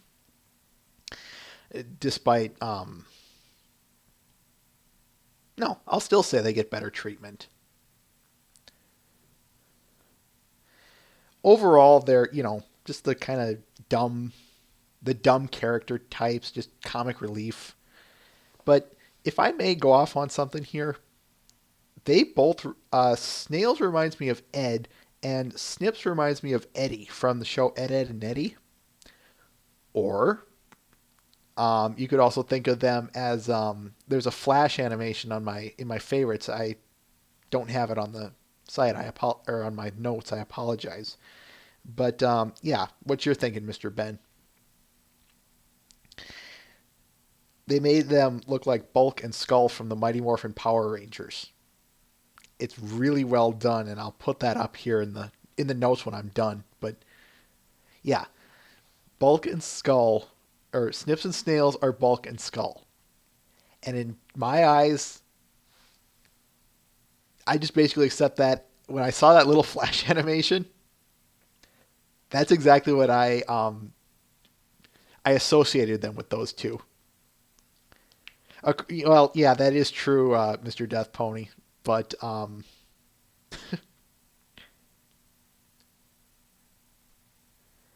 I suppose Snips and Snails aren't, but it's still just a fun association to me anyway.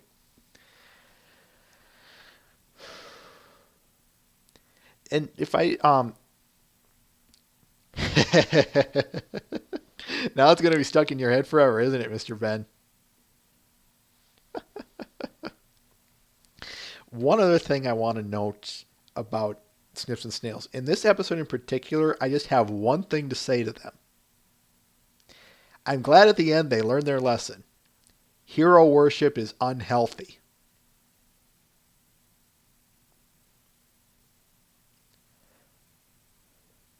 Now there's some notes about the there's some notes I want to make about the Ursa Major and Minor, but why don't we start over and kind of go over the episode itself? Kind of, like we normally do, Mr. Ben. We start at the beginning and just kind of progress on through. At the start of it, I just want to make a note that um,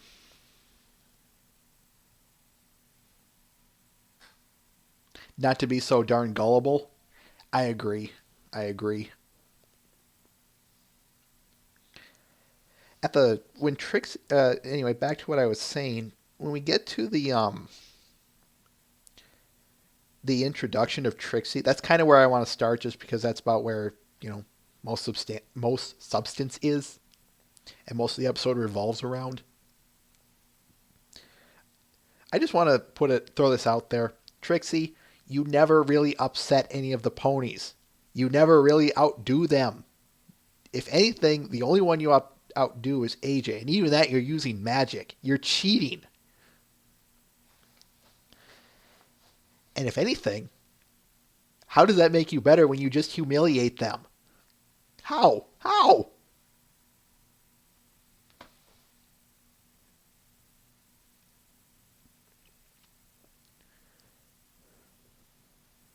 Yeah, like I said,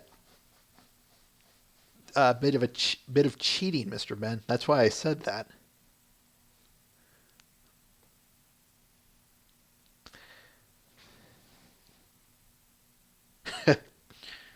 She did rope the apple, though, just as AJ did.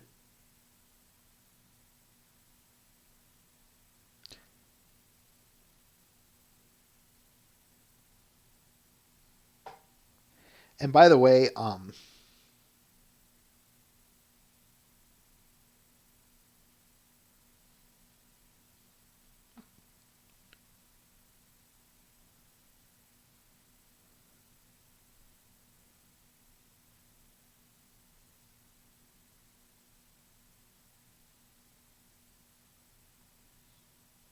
yeah, I agree, Mr. Death Pony. And if I may go off on a bit of a personal note here, folks, Rarity, that is still to this day one of my most favorite outfits that I've ever seen her in. Carry on, Mr. Ben. What is your silly thought?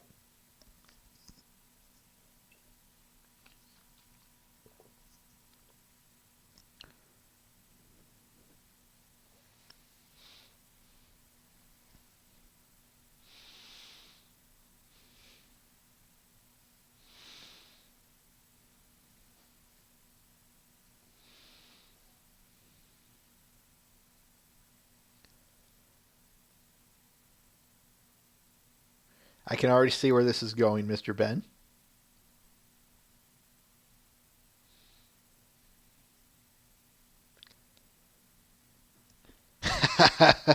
Not exactly where I had going, but that works wonderfully.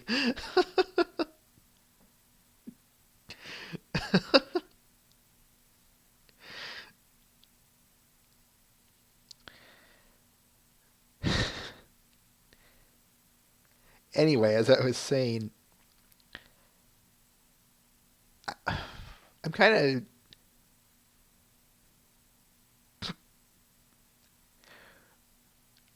I think what I really like about Rarity's outfit there that she quickly makes, I think the thing that really stands out to me is her hair, mane, really complements that blue well. And the yellowish gold lacing only adds to that. And I think that's what, to me, really stands out about that dress. But like I said, I just love Rarity's outfit there. It just looks really pretty to me.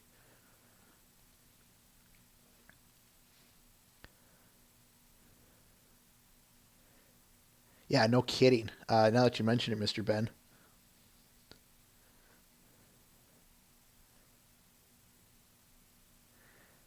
So the episode moves along. We get to all that happens.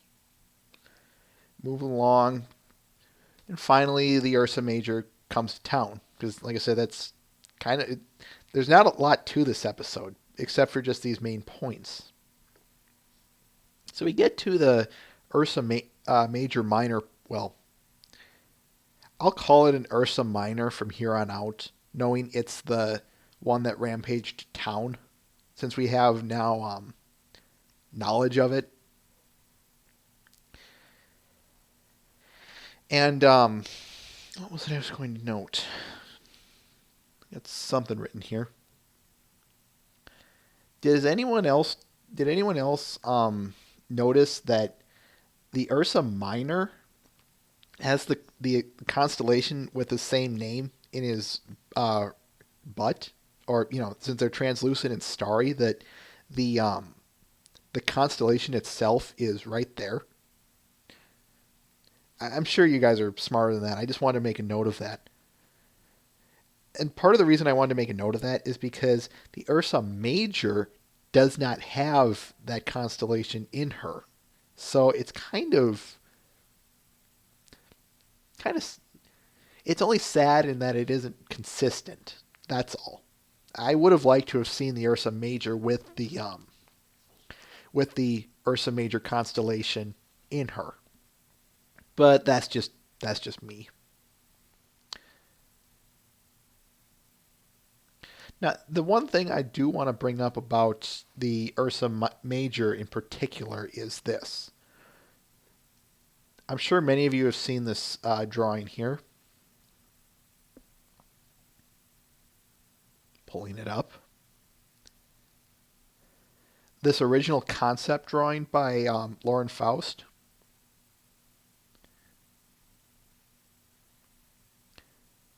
I'll give you the link here so you can take a better look at it. This, of course, was the original concept, and she wrote in the description, the purpose of this was for the Ursa Minor to look cute and cuddly, kind of, while the Major would be, this. What are your guys' thoughts on the two? The original concept, Ursa Major, versus the final product, the one that we see in the show. What are your guys' thoughts on that?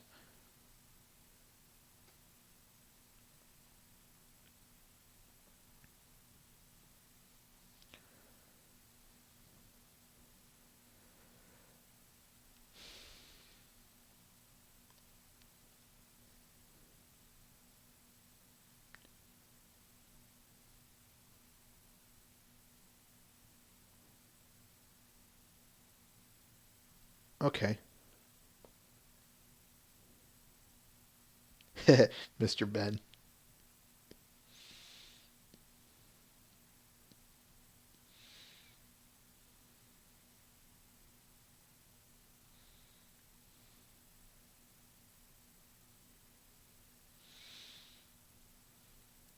Wait a minute, Mr. Death Pony. What do you mean the final concept one might be older?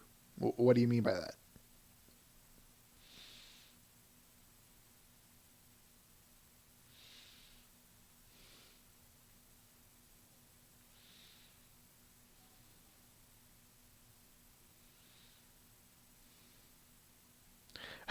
Okay, fair enough.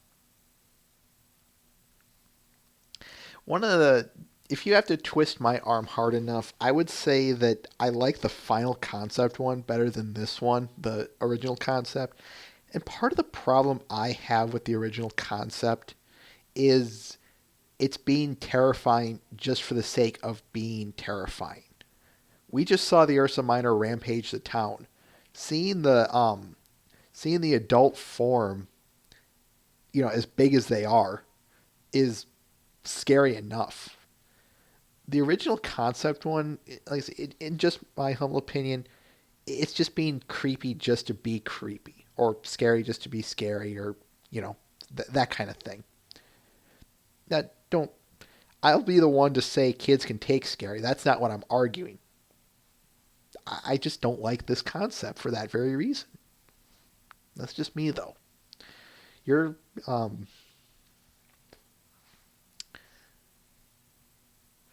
maybe so. Yeah, I would call that so, Mr. Ben.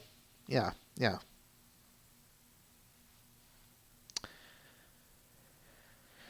All right, moving along. Finish up the episode here. The Minor runs through town, rampages. Twilight saves the day by basically lulling it to sleep. who was it? Um, who was it who said something along the lines of, "Now how about the water supply?" Yeah, you make. I think that was Mr. Ben. It would be Mr. Ben. He looks like that's just have to be something they're gonna have to take out of the budget or something in the next town hall meeting or something. Anyway, it ends. We get to the end of the episode. Do you guys have any last minute thoughts, or not last minute, but initial thoughts on the end of the episode, towards the end of it, that kind of fun stuff?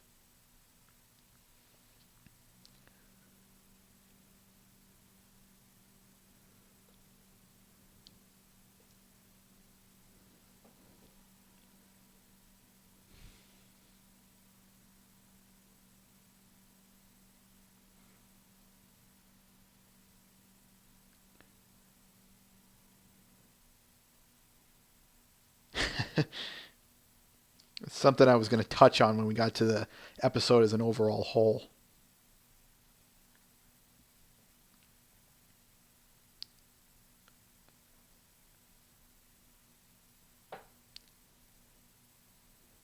Yeah, there was something I failed to mention in the previous episode. I never, one of the things that I complimented this, I've always said I've complimented this show on, is it has a lot of reality, of real world scenarios to it. And both Gilda and Trixie, I love this, by the way, they are both so proud that even when their faults are admitted and shown, they both still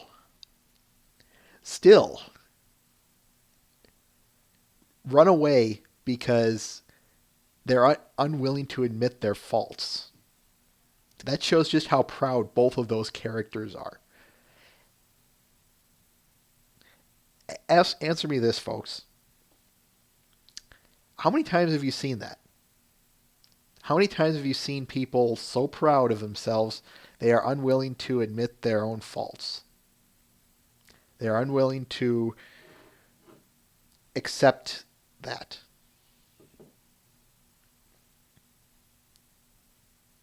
I thought so.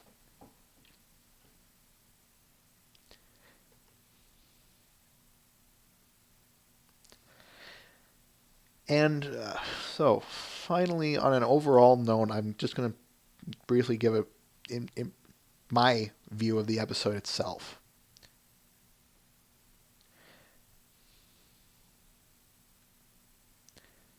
We've all been down that road, Mr. Ben. I can attest to that too.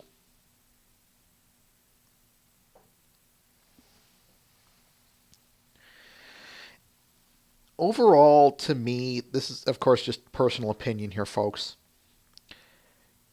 As I've said, Trixie is the central focus of this episode, and no, I don't like her. I just cannot stand her over obnoxious behavior and her, I just can't stand her over obnoxious behavior. It just really is kind of grinding, just a kind of grinding. But I've been trying my hardest to overlook that. And in that respect, I do like this episode. Because, well, the title says it. Boast Busters. You boast, chances are good you're going to get called out on them. And there's a saying there's a saying out there. No matter how good you are, there's always someone else better. I know that's a bit,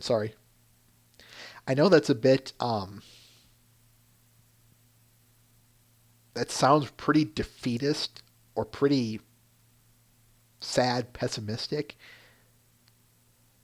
But,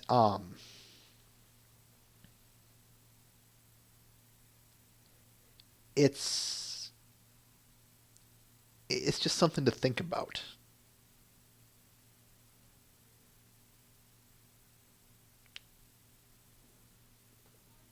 I'm going to check on this in a sec here. Ah, well, that's odd. A monkey. A monkey. Okay, Mr. Ben, what if that were the case? If Trixie were a stallion?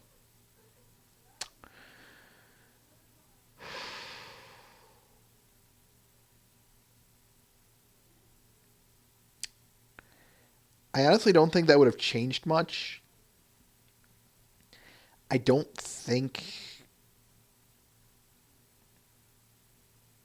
I think the only thing... I know someone out there could make the argument of, especially in the early installments, that this is going to sound weird, I know, but, you know, all boys are like this, and especially given the especially in the early parts of the show, all those mares are the good people, all the women in the world are the good people, and Trixie, of course, being a colt, bragging, boasting, and overdoing is all the men of the world. I know there's someone out there who's going to say that. And again, I would say to that I disagree, because I always say that it's the person who is, well, the person, not the race, not the sex, not the belief, not anything. It's just the person. So overall, I would have to say I don't think there would be much of a difference in my belief of her. Yeah, that in particular too, Mr. Ben. But we'll get to Flim and Flam when we get there. And one thing I want to bring up, the lesson Twilight gives, I like that one. Because, well, how true is it? It's okay to be talented. It's okay to show it. But you don't, as AJ put it, go prancing around like a school filly with new ribbons, showing it off to everyone.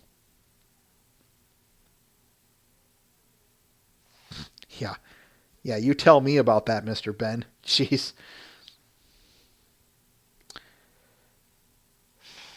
What else? Oh, if I may make a note, something just really silly. You know how Spike in the end says a nice Fu Manchu mustache? I find that funny. You know why? Because Spike's, of course, modeled after a European dragon model. You can kind of see this more in his adult form, or his greedy form. But a European-style dragon with an oriental mustache. I'd say mixing of both worlds or best of both worlds, but I'm just trying to picture adult Spike with a Fu Manchu mustache, and I can't say it looks very good.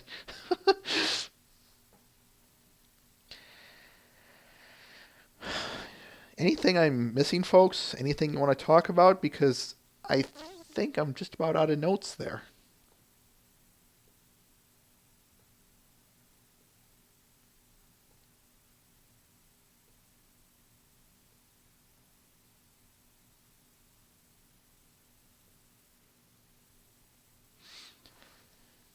How so, Mr. Death Pony?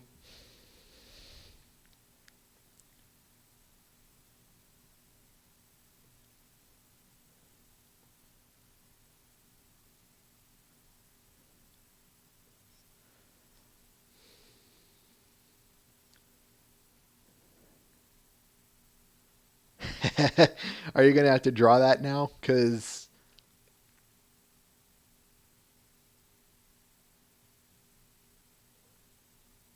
well, I can't commission you. I'm sorry.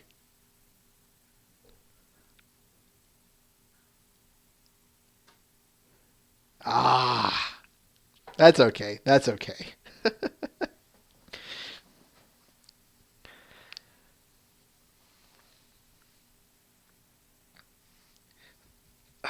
So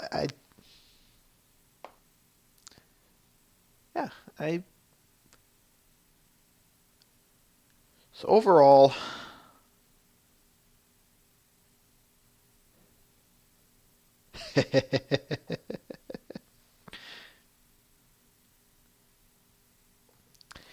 all right.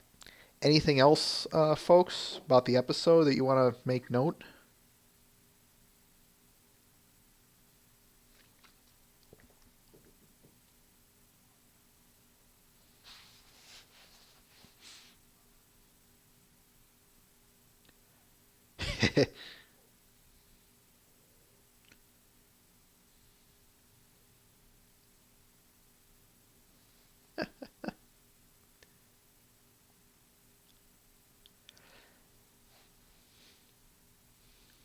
This episode, of course, I will note, has been one of the most significant ones that this show has produced.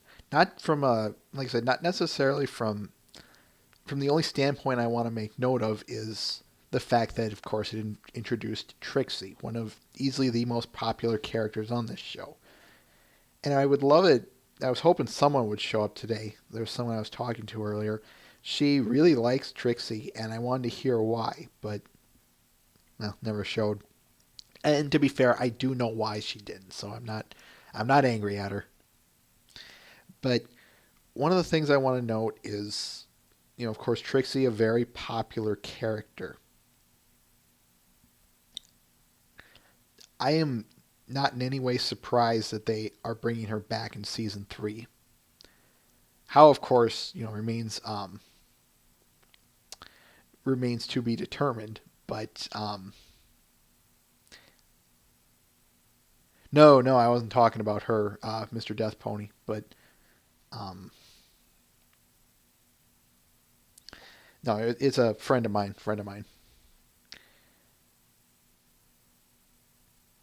All I have to really say, what I was meaning to originally, was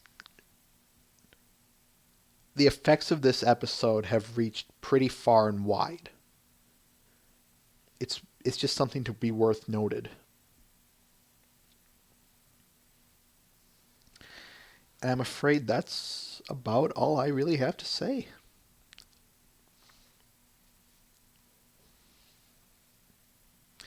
Any off-color beats or thoughts you guys have before we wrap this up?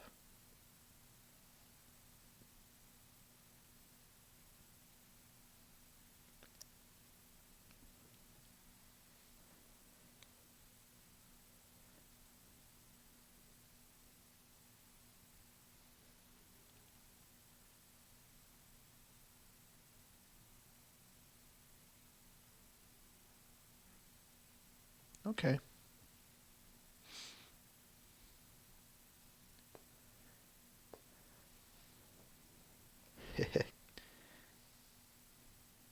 There is one last thing I do want to note. I just reread this. This should have been on the bottom of my list. As I said earlier, Trixie is, you can think of her as the anti-Twilight. As such, in this episode in particular, Twilight has a very, humble, insecure, almost, afraid to show her talents off kind of thing. What I find interesting about this is that trait seems to disappear as we keep getting further on. Or if anything, that humility. We'll see this again when we get to a couple episodes further down the road, but you'll see my point. This kind of leads me to believe that this episode is probably really early in the timeline.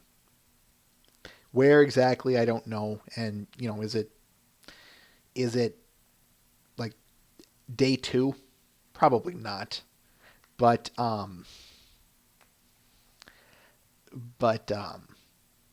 it's definitely something to be worth noting that this is probably really early in the universe, the in-universe.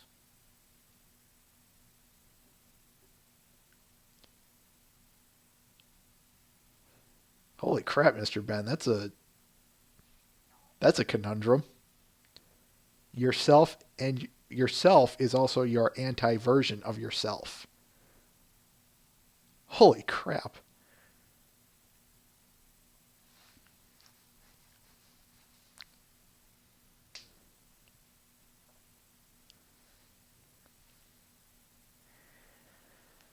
If not, all right, let's wrap this up, folks. Join us again next week as we watch season 1, episode 7 in our little 3-week our little 3-week journey of just going straight through these episodes. Remember, we will not be broadcasting on the 6th of October. We will be broadcasting on Wednesday the 3rd. We'll be doing episode 8 then. But for now, join us again next week as we review season 1, episode 7. And in the meantime, take care and have a good day.